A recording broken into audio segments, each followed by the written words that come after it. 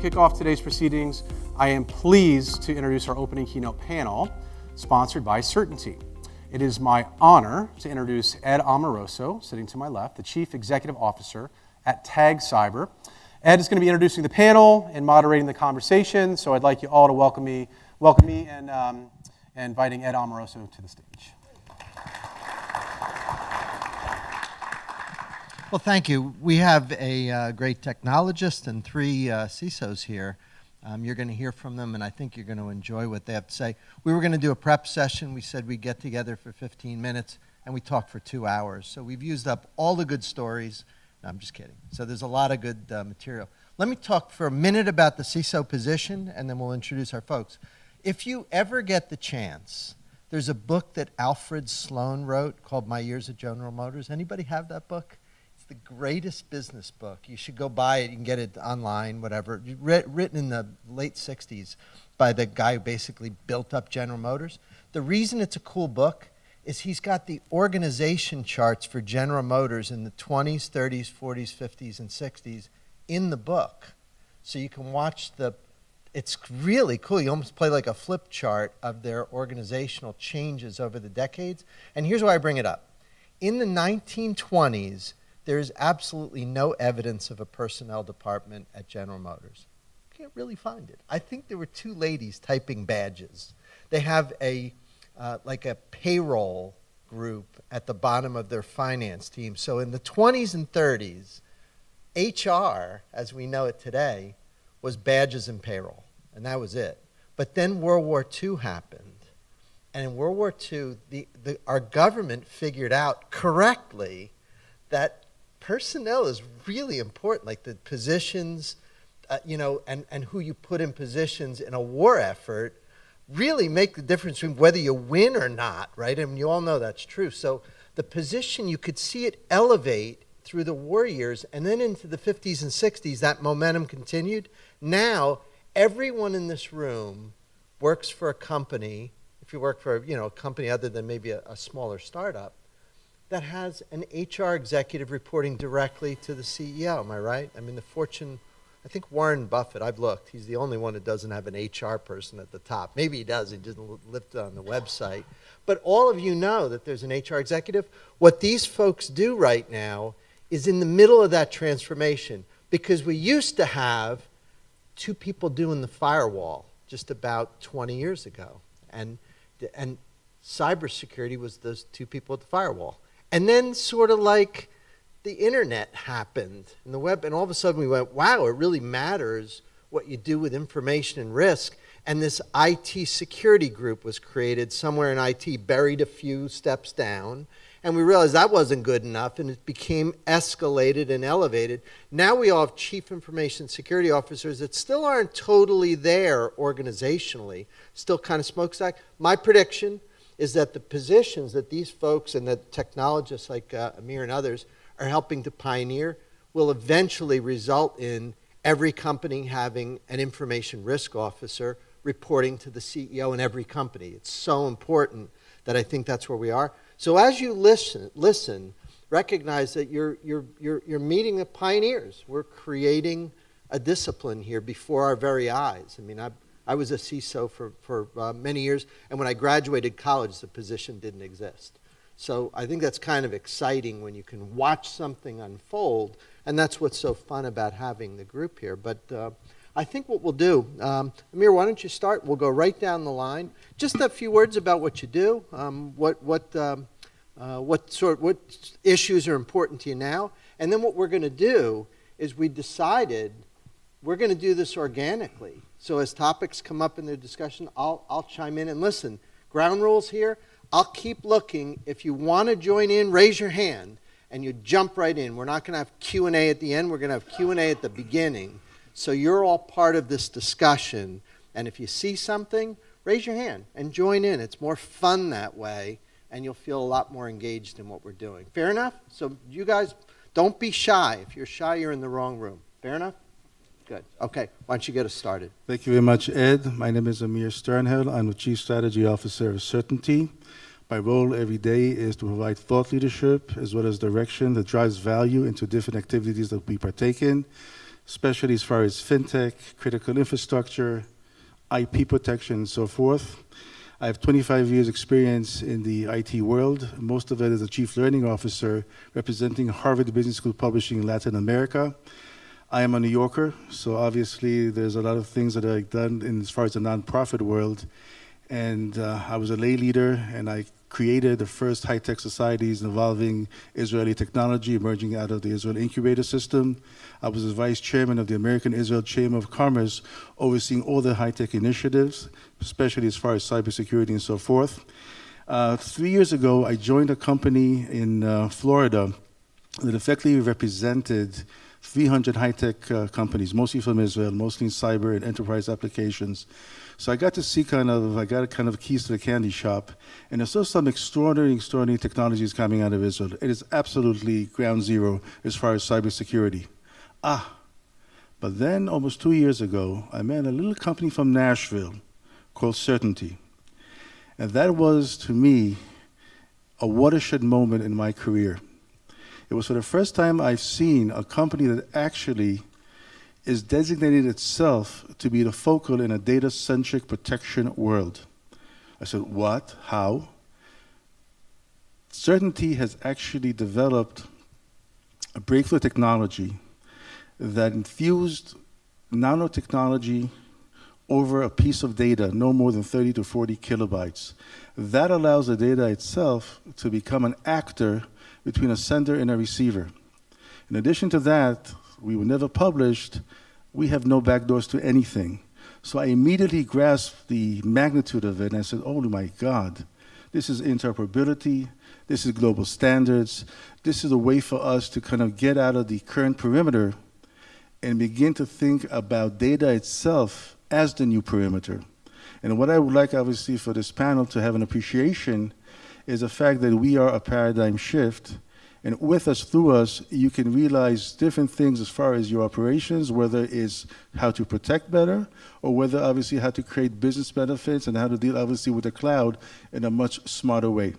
So I'll end with that, and I'll pass it on to my colleague. Well, before you end, did you call New York City a place where there's nonprofit emphasis? Probably the first time I ever heard that.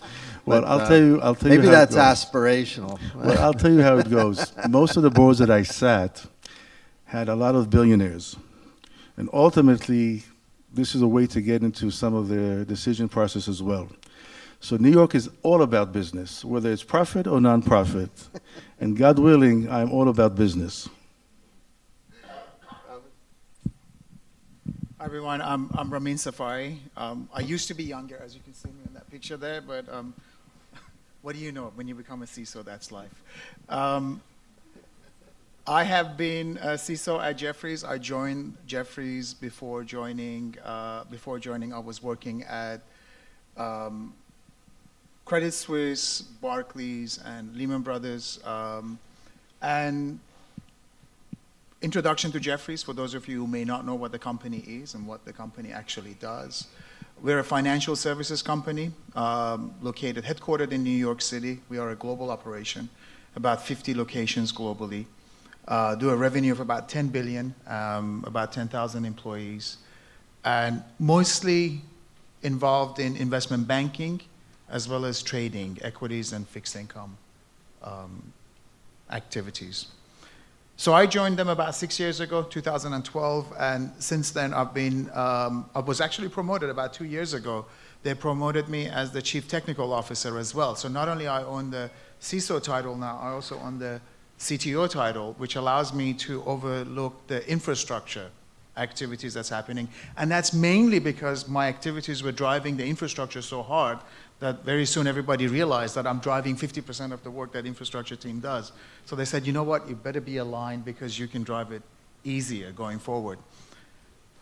What are some of the activities that we're doing? I want to share that with you. In the past 2 years, the emphasis has been cloud, getting out of our data centers, and enabling the business to do whatever they can in the cloud has been the primary goal. Enabling the data to go to the cloud, and that's very tricky because we have lots of regulations around us, has been a challenge. But we are able to put some of our data. We use AWS primarily. We are not in any other cloud right now. We are working very hard to go to Google next. And the idea is to be able to enable all the machine learning and artificial intelligence on that data. My company recently hired 50 data scientists, as an example, just to work on that data. And they're driving a lot of work for my team and the security team in particular because of the push that they have for using that data, enabling services like MuleSoft that are API-driven to be open and use it as openly as possible. And protecting that data is becoming more and more a challenge. So definitely a big issue to come in the coming years. Well, you're being too bashful here. So let me tell you, the first time I was exposed to the work that Ramin was doing was at Barclays. I got exposed to the identity and access platform that was being built in the bank. And it made my head spin. It was better than anything I'd seen from any vendor. It was really amazing. I think you were the chief architect and builder of that. That's some technical competence that I don't think you see all the time. So you're being too humble, but you do good things. So welcome to the panel. Thank you for sharing. Thanks. Dennis, tell us about yourself. Certainly. Good afternoon, everyone. Dennis Gilbert with Exelon, and that's Exelon, not Exxon, even though we have some similarities because we're both an energy company. If you're not familiar with Exelon, we are the U.S.'s largest energy company. We're a Fortune 100 company with a revenue of about $34 billion last year. We're in all elements and phases of the energy sector. So we actually own and operate the largest amount of nuclear power plants across the United States. We have oil and gas powered generation facilities as well as hydro, wind, and solar. We're also in the transmission of electricity business and distribution of electricity. We also have distribution of gas. And so that really then extends the work from just not that we have to do, not just from the enterprise environment, right, from the IT enterprise, but that brings in all the elements of cybersecurity for operational technology and IoT and everything in between. We are highly regulated, so I have a Nuclear Regulatory Commission controls that we have to put in place, as well as some other critical infrastructure protection controls that we have to adhere to and put in place. But the suite of types of things is everything from, we have a cybersecurity program for our executive aircraft fleet. The use of drones is expanding across the energy sector. Everything from looking at vegetation along the power lines to inspecting the blades on wind turbines to a variety of other things. Looking at definitely a lot of other robotic applications, even in the water, to look at gas pipes and other types of things that are down manholes and down in the water. It extends across to we have a trading floor for retail and commercial business. And it just continues to look where we've got to invest $25 billion in new enhancements to our entire energy delivery infrastructure. And when that was announced last year at our shareholders meeting, leading up to that, as I was in some of the meetings with the executive committee, when they were making that announcement, we were working it and socializing it throughout the company. I raised my hand at one point and I said, how much of that $25 billion is earmarked for cybersecurity? And there was a pause for a minute in the small group that I was in, and they go, well, we're just talking about pipes and power lines and things like that. And I said, there's really only two things I think the company can buy that you really don't need my cybersecurity team involved with, and that's toilet seats and hammers.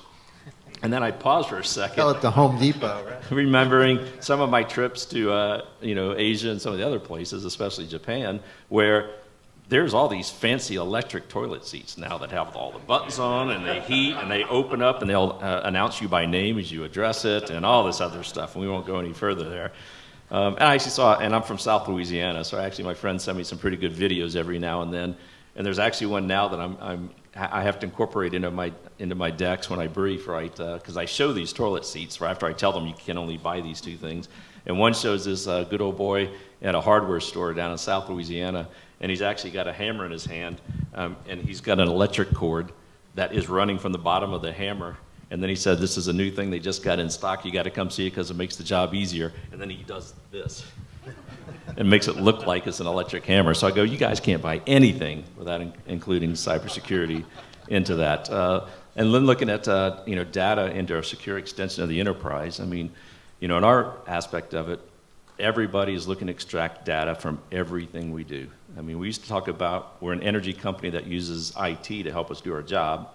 And then a couple of years ago at one of our innovation forums, our CEO said, we're starting to turn into an IT company that delivers energy resources.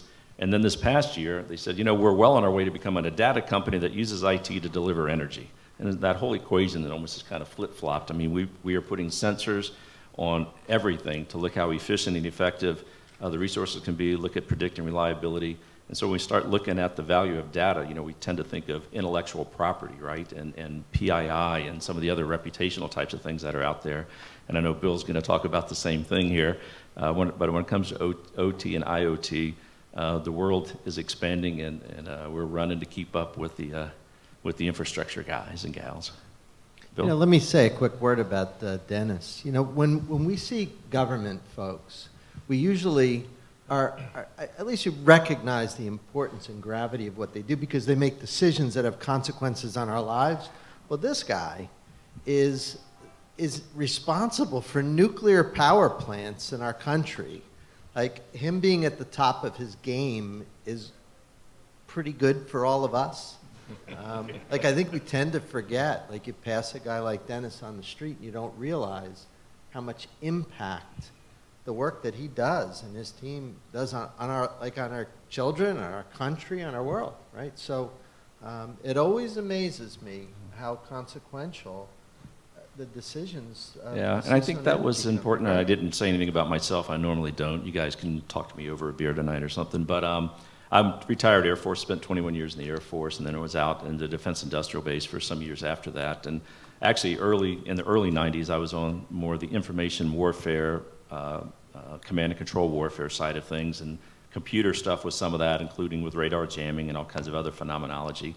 And so over the years, about 4 years or so, almost 5 years ago, when this opportunity came about, at first I thought, I'm not an energy guy. What do I know about the energy infrastructure and heading over to this area? But then when I thought about it, it reminded me a lot, being in this critical infrastructure and this job that I have, a lot of my time in the Air Force, service before self, because no matter what kind of day you had in the Air Force, you knew you still had a mission and you're doing something good for the nation, and I take that same thing away with me today. Well, keep doing it, please. So we're going to go to Bill, and before we go to Bill, if any of you need a tour guide to ride a motorcycle through northern Vietnam, you got your guy sitting right over there. He can help you with that later.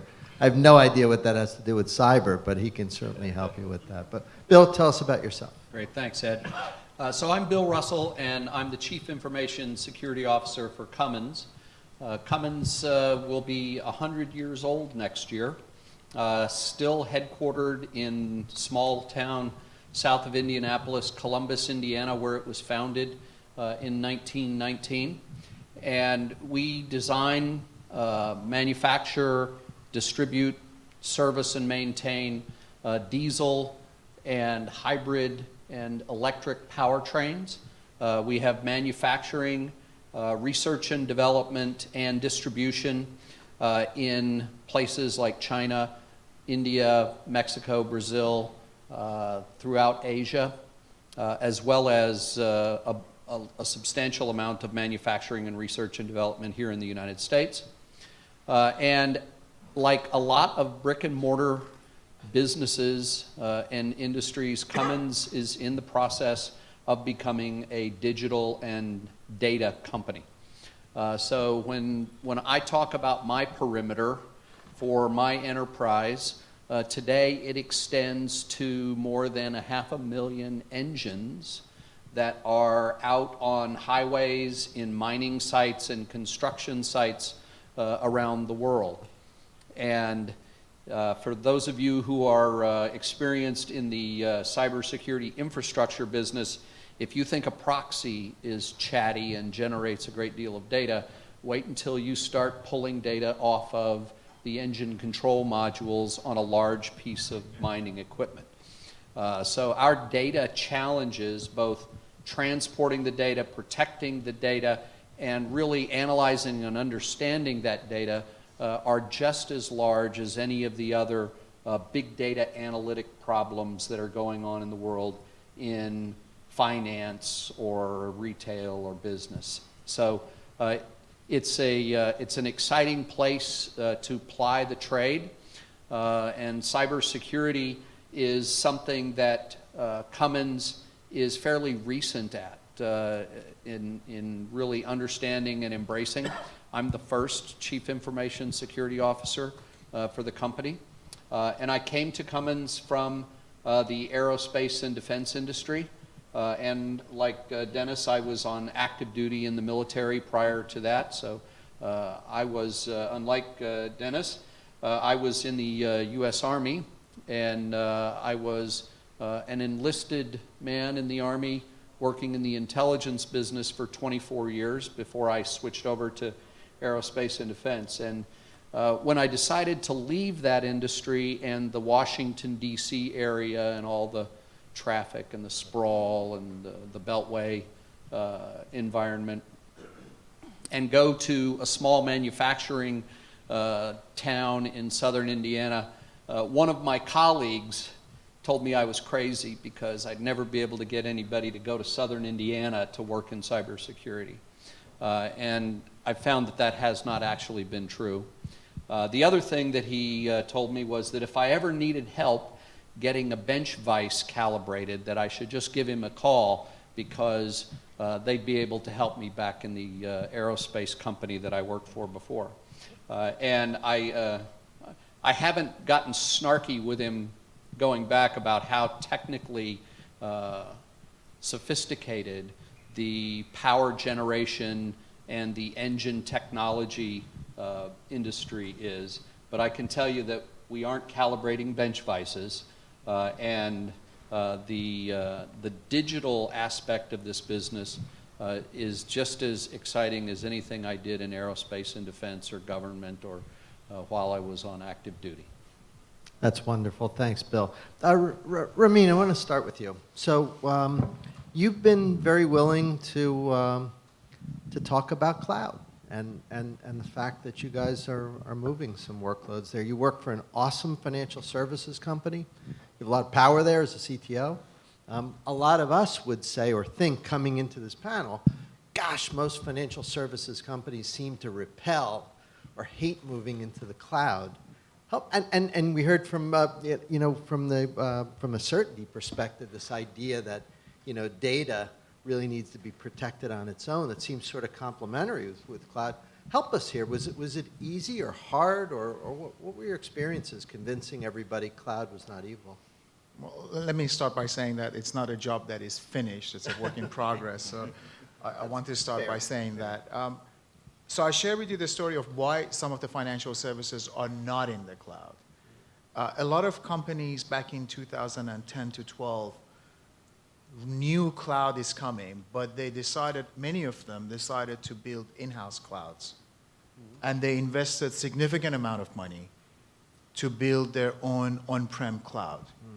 And we went through the same thought process as well.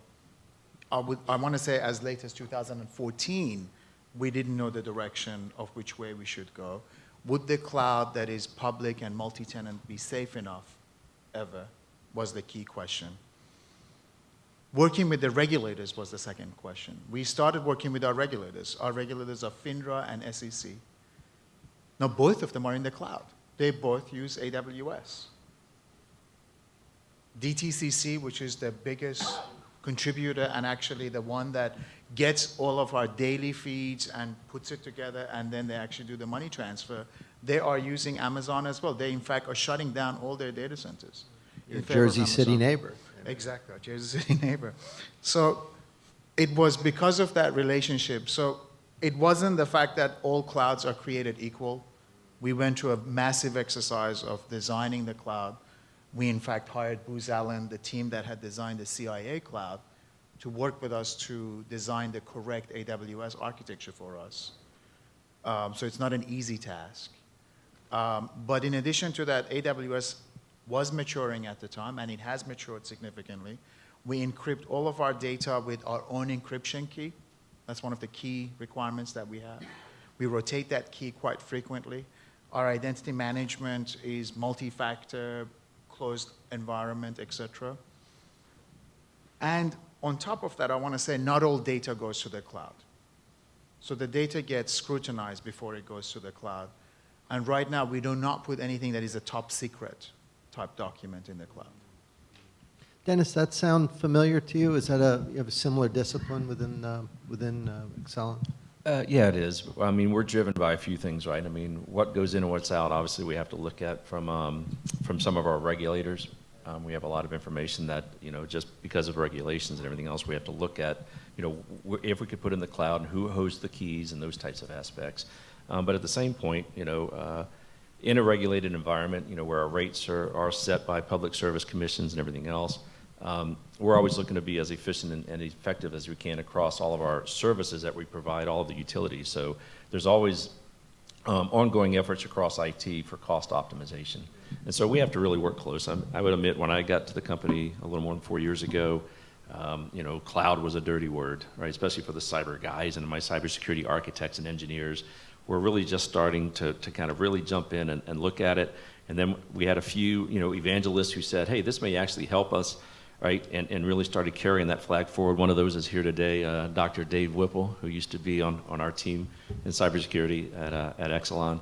And I remember he was one of the ones leaning forward going, hey, we can actually leverage this. We're not going to say no to these guys. We might as well get inside their do loop, actually understand it, figure it out, and actually help when they're architecting this early to figure out how do we want to protect it, what's the right way to migrate, and look at some of the options from on-prem and off-prem. And then he and I teamed up and we worked together also. The ripple effect of that is working then with the security operations team, right, to understand what does logging and monitoring mean in the cloud, what does incident response mean, all those other types of activities. Yeah. Amir, let me ask you, I would think that a lot of your clients would be kind of driven by this data-centric protection view by cloud concerns, the idea that, you used to have a perimeter, and now it's not really a perimeter. You've got a distributed hybrid infrastructure. Is that often a reason why people will call you guys, like thinking more data rather than the enclosure around your data? Am I thinking about that right? 100% correct. The fact is that when you get into a cloud deployment, the problem is before you even begin to employ controls, you have to ingest it. That is a huge problem. That causes vulnerabilities left and right. So many of our prospects have come to us and said, how can you help us actually protect whatever we put in a cloud? How can you guys help us make things visible from our standpoint?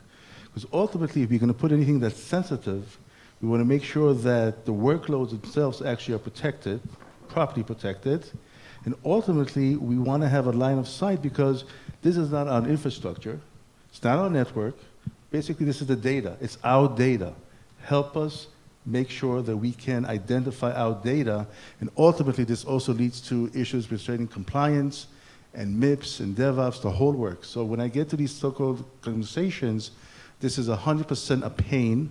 It is something that they're very, very sensitive to. Yeah. Bill, let's talk OT for a minute. You're in a business that makes things, and these things used to not, remember we were talking, they used to not be connected to anything. That's right. And now they are. Does it remind you, I mean, we've all been at this a while. Nobody on the thing here was born yesterday. So we remember when IT was sort of fledgling and had to take security into consideration. Is it kind of the same thing now, where OT, operations technology, and that, if you take IoT, I think there's a subset of IoT, which is tangible, physical, industrial type things that you guys do. Are you seeing the same thing happening with OT? Oh, absolutely. So one of the big challenges that I had initially coming into Cummins is that our manufacturing environments were essentially silos. The engine business had their plants, and the power generation, the generator manufacturers, they had their separate plants, and then on the filters and component sides, turbos, they all had different plants. And I didn't have one place where I could get into the manufacturing environment to exercise some influence and so forth. So I had to go out and I had to put my nose under the tent on a bunch of different plants. And that equipment inside that we use in the manufacturing space, much like a lot of industrial control systems kinds of technologies, it's meant to be purchased and then used for a long time. So when I add up the technology debt that I have, it includes manufacturing systems that are reliant on, for instance, Windows XP. We spent millions of dollars on this manufacturing system, and it requires Windows XP for it to work. And when I went and talked to the guys who are actually operating it, I said, so if this machine here breaks and crashes, who's gonna give you another Windows XP disk to install? I mean, where are you gonna get that? And the guy said, oh, let me show you. And he took me around the corner to a big wall locker, like one of those like Dick Cheney man-sized wall locker things. And he had a stack of laptops in there that were all loaded with Windows XP and ready to go. And so that was his disaster plan, was this wall locker full of Windows XP laptops. But now I have to protect that, because we build $17 billion worth of engines using those Windows XP systems that are out there on the manufacturing lines. And so you have to get very creative in how you're going to monitor and be able to protect those systems, because the plant guys, they don't want to take a shutdown to be able to upgrade all the systems, because they're not sure that all that stuff will come back up and work when you're finished. The version of that for everyone in this room for data resilience is you keep a bunch of memory sticks in the top drawer of your desk, right? With That's that right. PowerPoint that you can't lose. And if if the whole company got ransomware, no problem. I got it on a memory stick. It's possible to keep track of. That's so right. It's kind of a mess. Dennis, you live up in River City in Washington. You're amongst one of the more heavily regulated industries. You work in a company that has real consequence. What's been your experience with kind of the regulatory audit and oversight teams? Do they kind of get all of this? Do you think there's a gap between, say, and I don't want to be critical. I'm just saying all of us, everything needs to work together. There's a whole ecosystem to make your industry work. Where do you think, like in regulatory and audit, do they get this stuff? Yeah, so there's two parts to your question. What has more history behind it is the Nuclear Regulatory Commission, and then what we call the North American Electricity Reliability Corporation, NERC, and their critical infrastructure protection requirements that we have to meet. And what I found is that NERC will come out and do on-site inspections on a regular basis, very checklist oriented, but when those folks come out from the NRC, they're engineers. I mean, they're coming out to do an audit, but most of them are engineers. They understand this stuff. They maybe even used to work in this business a long time ago, and they know, and they can drill down as low as they need to go when they're looking at your evidence. On the NERC SIP side is very similar. Those folks usually maybe used to work in a substation or work at a generation plant, worked in the transmission side of electricity business, so they know the business, and they helped write a lot of the standards, and so now they're out checking. And it's more than just a compliance function. They actually understand the business. The next challenge that we have, though, is internal to the company. Our internal kind of IT audit team, or over on the audit compliance team, the talent that they're looking for, right, especially from a purely audit function in that functional area, folks who are really, really good in cyber generally, right, are leaning not towards being an audit, but they're being either somewhere, whether than the hardcore, being a hunter, being the SOC side of things, being in forensics, or even on some of the softer side. They'd rather do sexier stuff. Yeah, right? Some of them would either do security awareness and training, right, and run the spearfishing program internally, right, than be an auditor.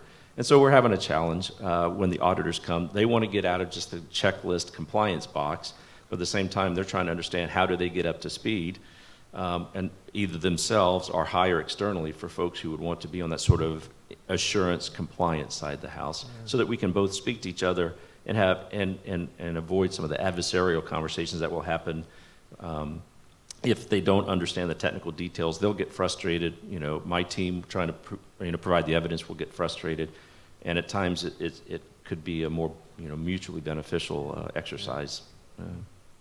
Ramin, sort of same topic. You're in a regulated area. You know, you're dealing with regulators, auditors, and the like all day long. Do you think financial services is maybe a little further along than maybe other industries? You probably have been dealing with that. I think we've been dealing with them for a longer period of time. Yeah. I think that What do you helps. think? Any advice? Normally we use third parties, to be honest. I mean, they bring in a third party when internal audit doesn't have the ability. They bring PwC or KPMG or somebody else to do the audit for them. I think some of the problems we have is that some of the edge solutions or edge problems that we have are so nuanced that even we don't get it. That's the key problem. And I can share some examples. Our data lake, for example, is growing at a rate of 1 terabyte a day. Now that's a rapid growth of the data lake because we have all these sensors collecting the data, pushing it to the data lake in an Amazon. Storage is cheap, you know, just put it there for the future use. Back when it was in the database side, it was very well protected. You know, every database, we had lots of tools monitoring it. So the data is there right now, and we are protecting it in the sense that we know where the data is there. But it's difficult for us to track it. It's a lot more difficult to track when it moves across and moves around. There are daily services that are being introduced by Amazon, and so we are always in a defensive, like all services are turned off unless we review and we turn it on. The business wants it the other way around. Let me have it enabled and worry about it at a later time so they can go faster.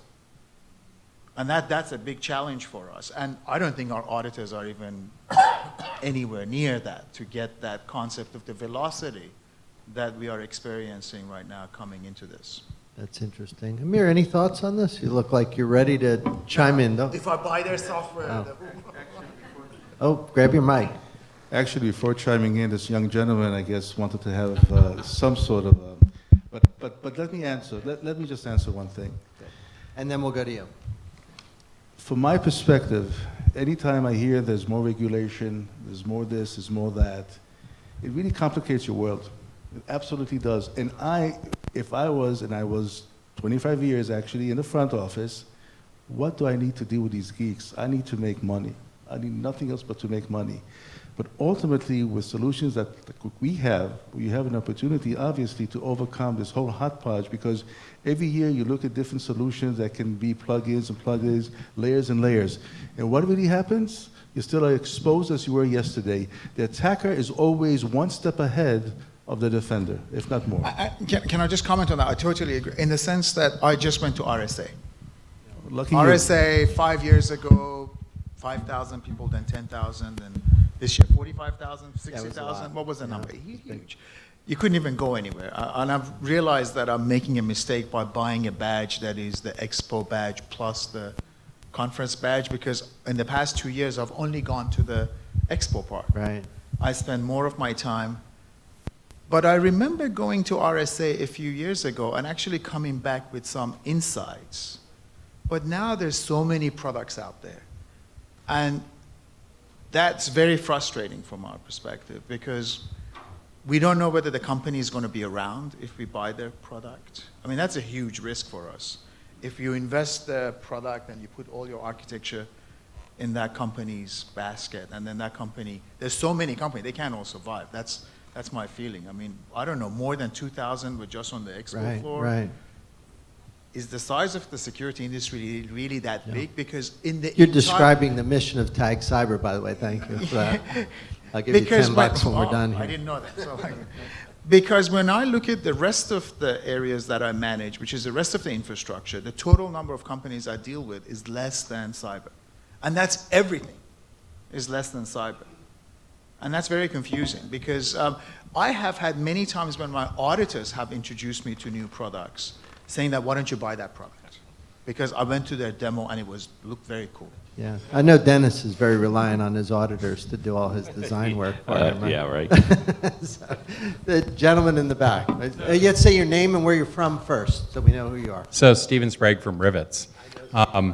So the challenge in data, having come from years of the trusted computing space, is that all data is produced by devices. And the question is, how are you thinking about devices in your ecosystem because all your devices are potentially lying to you. And so as you begin to move to this concept of a data lake, what happens if all the news that you collect is fake news? Yeah. And how are you asserting that the news that's actually in your ecosystems is real? What attestation are you thinking of? And are you moving that attestation away from an audit concept or a let's have the NERC guys come in and look around once every now and then, which is way too low a latency, to binding the attestation directly into the data? So when I look at a piece of data, I understand its provenance, and therefore when I feed it into an AI system, I know that the data feeding an AI is data that's real. So the challenge is we are moving to a data-centric system, but I think we're skipping a step, because today, if I were to ask you if you could give me an inventory of all the things that produce the data, we have a really hard time with that within the ecosystem today. Our systems are not mature on understanding the devices. So I'd love to hear your comments on kind of how do you think about the provenance of the data and your attestation that it's actually real data? Before you guys jump in, I want to say a couple things. The Rivets company, Steve is doing some pretty interesting stuff, connecting essentially the hardware, the trusted hardware that you might have in a TPM up to and federating up to applications. And it's a kind of a mistrust chain that's, I think, has been a weakness for some time. When I first met Steve, he told me about it, and it kind of blew my mind. I think if you haven't looked at Rivets, that's a really interesting concept. And certainly in mobility, it seems kind of essential to me. But any thoughts, you guys, on that trust chain or the point that Stephen points out?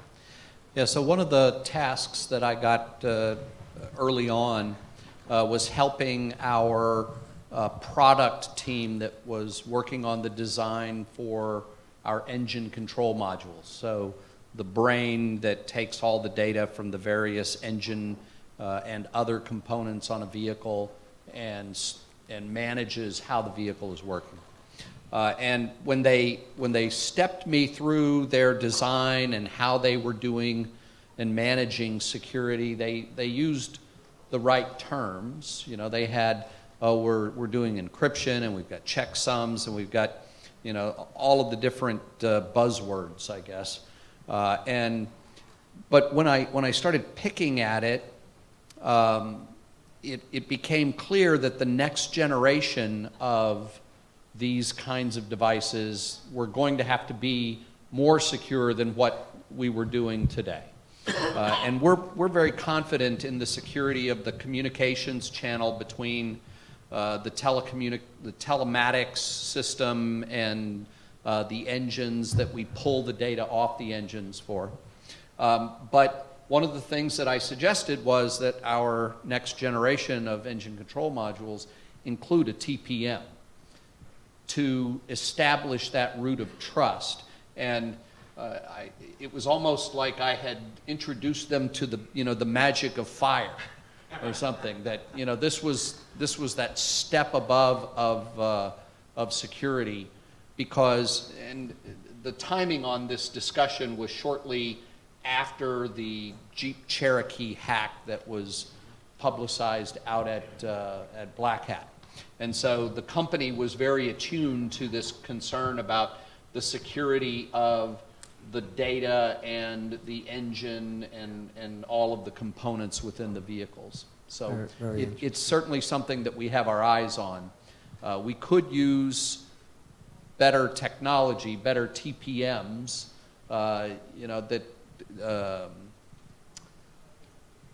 so the efficiency better use there, of TPMs. I think that's the issue. Yeah. We're not making use of what's there. well, I need a TPM that I can put on a piece of mining equipment that's that's going to be working, in Africa somewhere, that, with a lot of dirt, dust, and things like that, right?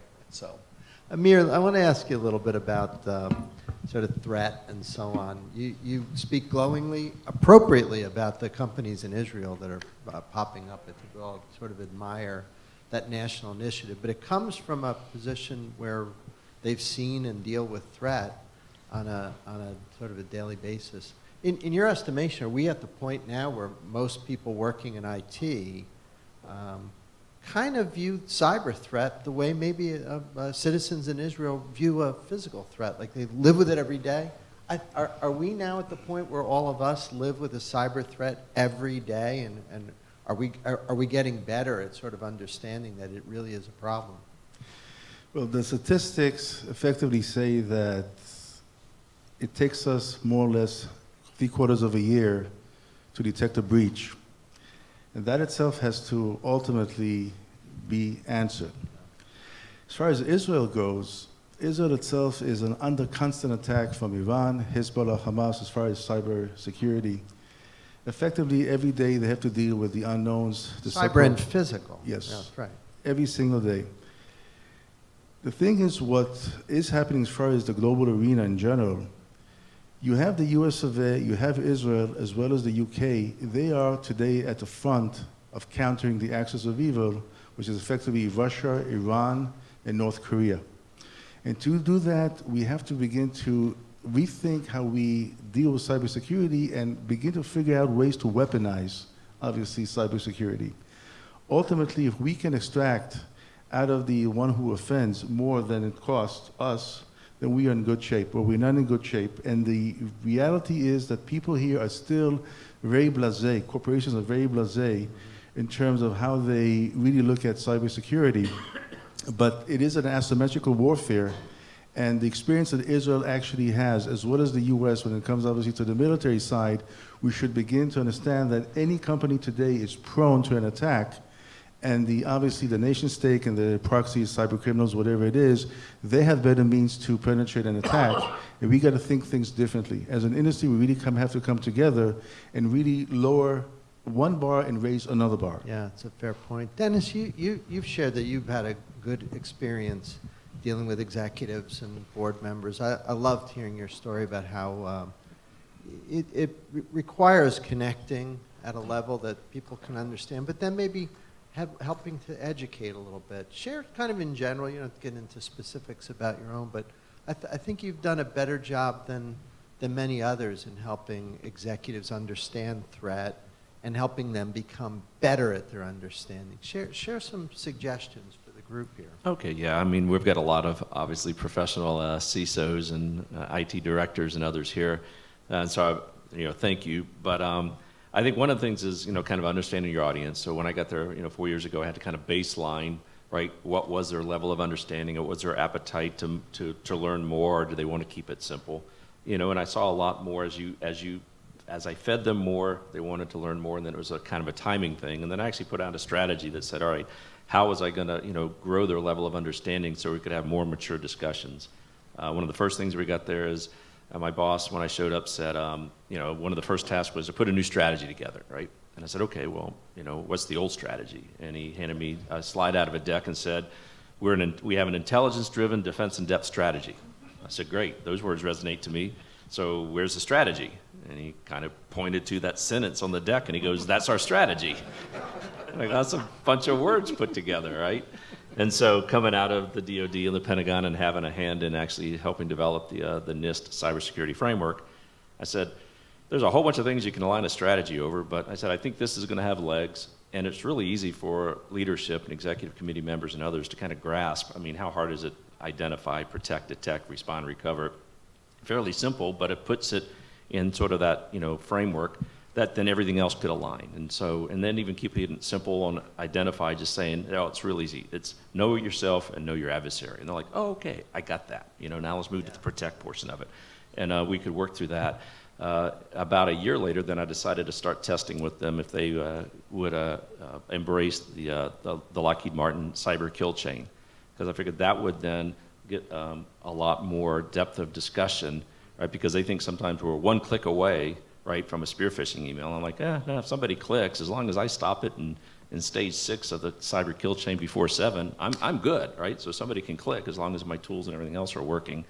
But part of that strategy was once I had them aligned with the NIST framework and I had them understanding the 7 phases of the kill chain, then I could actually put that on a 7x5 matrix, and I was able to align all of my people, processes, and technology. So I had 3 slides. And so underneath one of those, I aligned all of the type of people that I had doing work in those areas, and then I had all the technology, and then I have like my security controls and my processes on a third slide. And so then I could actually say, here's where I have some blanks I need to fill in that I need to grow. I need a few more people in this area. You know, I was a little light in cyber threat intelligence, and I didn't have a hunter and some of the other aspects, and I showed them on the blocks, right, of that 5x7 matrix. Here's the value of it, moving left of boom, right, and those types of things, and putting a little bit more on the identify and protect side, and working through that, and it helped them understand my request for more budget or more funding. When I was there, I think we had about 41 people, and I'm a little more than 80 people 4 years later, with a pretty steady budget moving forward. So I think it's, at some point they do say, you know, dumb it down, but because they don't want to be caught off guard or they don't want to look dumb. But at the same point, I see there's a lot, at least at our executive committee at the board level, there's a thirst for learning a little bit more. They kind of want to have a little bit more about that secret sauce. They like to hear some stories along the way that then puts that into perspective. We've had a lot of things recently with third-party hacks, and being able to align that out and what we can and can't do and the effect that's had on business has had some really healthy discussions. Yeah. Now, we got to do a little audience participation. You all have been too quiet here. So what I want you to do is think a minute about the person you work for. And if you believe, and you can't not do this, because you can't, I've already been kind. I've pointed at somebody and asked you to speak, which I would do, but I won't. But I want you to think about the person you work for. For people like Stephen, it might be hard. Maybe somebody on your board, like if you're CEO, it'll be tougher. But ask yourself, does that person have a good, solid understanding of cybersecurity? And if the answer to that question is yes, then I want you to raise your hands. About 60 or 70 in here. Raise your hand if you believe your boss has a pretty good understanding. That's a small number. That's about a third of you. You can put your hands down. Now, imagine that you're either the controller or internal auditor, or you're in a finance group, and I asked you, raise your hand if you think your boss has a good understanding of finance. Every one of you would raise your hands. Do you see the difference? That's what I meant when I said we're in transition, because that isn't good that 2/3 of you didn't raise your hand. Like something, isn't that amazing? And I ask that question a lot, and sometimes it's even less than that, like a little depressing. For all of us who are in the business, you wish we were doing a darn better job, but I don't know. Bill, what's your experience with sort of dealing with executives or anything else you'd like to comment on? Yeah, so I think I saw there may be a question out there, so I'll well, comment do and then quick, we'll get through. We have quick questions. comment and all. So, you know, Cummins is an industrial manufacturing company. Much of our corporate leadership came from, you know, starting out as an engineer somewhere, or, you know, somewhere in the business, working in a plant and so forth. So one of the challenges that I had going into this was translating the cybersecurity and the technical speak into terms that resonated with them. So when I talk about cybersecurity, I tend to talk in terms of safety and quality. Both of those are very, very important to the leadership of my company. And so when I talk about an implementation of something that has some security gaps, I might describe that as a tripping hazard, for instance. They all know what a tripping hazard is and that we don't want those, right? And so in the same way, quality, if you've implemented a project and you had to get 6 security exceptions because your technology that you selected couldn't encrypt data in transit and so forth, I say it plainly, you have a poor quality application that you have implemented. And so nobody wants to have bad quality at Cummins. And so that translation has really helped to gain traction with not just the leadership, but you know, the folks out in the business as well. And then, like I said, I think there's yeah. Why don't you share a name and affiliation, then your question. Paul, pretty specific question. So if you don't know the answer, don't have experience, great. If anyone else here does, I know to talk after. We have a pretty large business versus China.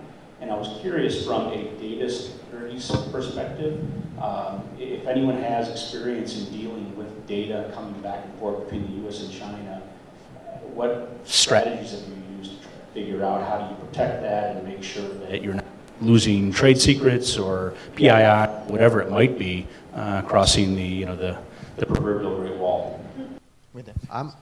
Anyone kind of? I can answer for Russia, which is maybe even a little bit worse. And I can talk about China next. Yeah, The Russian. the way we treat Russia, it's fun. It's interesting because the people who work there are employees of Jefferies, yet they don't have a Jefferies.com email address. We have a totally separate site for them built in AWS, where that's their VDI infrastructure that they connect to, separated from our network. There is no physical connection between our actual network and the network that they use. Is it like jefferies.co.ru or something? It's something like that. Yeah. So it's just that it got an RU at the end of it. They only can connect from the office through VPN to access that. Even the VDI, which is limited access VDI, they have their own Office 365 tenant. So we don't even share our email system with them. It's a separate Office 365. So everything basically is an arm's length relationship. We exchange data through AWS, where they are given a sandbox. They can see the data when they are in the office. They can't exfiltrate the data. They can run models, put data there.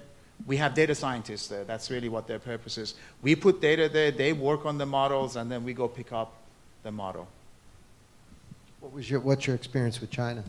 Yeah, so in 1972, when President Nixon flew to China to meet with the Chinese leadership, on the aircraft, on Air Force One, he had a half dozen or so industrialists, American industrialists with him.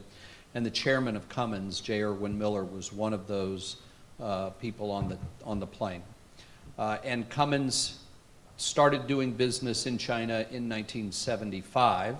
So we're now at, I think it's 41 years, or my math may be off there. So, or is it 50? It's something like that. So we've been doing business in China a long time. Our business model is primarily joint ventures. So we have 30 separate legal joint venture entities in China. And they have their great firewall, and we have lots of smaller Cummins firewalls. And we, by the nature of our business in shared manufacturing, we have to share the intellectual property on how our engines are made with those joint ventures. In many instances, the joint ventures are competitors within China. We work with the large truck manufacturers in China. And so over time, we've developed sort of a playbook for how we manage and segregate things. And even that is now changing because of the newer regulations and so forth. I think for the first time, we're going to have to stand up data center infrastructure in China. Previously, we've been using data center in Singapore, but I can surely see that we're going to need to have our own infrastructure in China that we will utilize to maintain the compliance with the China cybersecurity law. But the playbook for how to do that is something that we've developed over the many years that we've been doing business there. You know, we're just about out of time here. I want to offer just one. I hate to end on a pessimistic point, so I'll say it I'll smile while I'm saying it. But there are a number of countries, China, the United States, Russia, Israel. There's another one, by the way. Can you name the fifth one? Nobody can ever name it, and they might be the best of the five. France, No? No. the U.S. It's UK, so we always forget that. Sometimes I write UK on a piece of paper, put it behind me, and I say there's 5 countries that can break into anything, name who they are, and I go, there's the fifth. Nobody remembers the UK. But all 5 of them already have everything they want. And it doesn't matter whether you're in country or not, it's that we haven't protected ourselves properly. One of the reasons I like the certainty approach, a lot of the sponsors here, wonderful sponsors at this conference, is that they all seem to be taking a data-centric approach because the perimeter concept doesn't work. So the recognition now as a CISO, the right thing to take emotionally, internally, and also intellectually as you approach the job is you have to assume that there are a collection of countries that already have everything you do. That seems to me to be a good way to approach kind of where are we, let's start there and let's improve on that. So it sort of doesn't matter whether you're in country there. If they want your intellectual property, they've already got it. And now we need to figure out how to do a better job of protecting ourselves. Whether you're in China or in Tennessee, it sort of doesn't matter. Again, I'm smiling here saying this is a depressing thing. But look, it's been a wonderful panel. I think this is one of the most capable panels I've seen in a very long time. And you guys have been a nice, fun crowd. I think most of us will be around for the balance of the day. Others that are here as well. So I hope you enjoyed it, and I hope we can chat over coffee as the day progresses. So thank you for joining us. Thank you, Ed.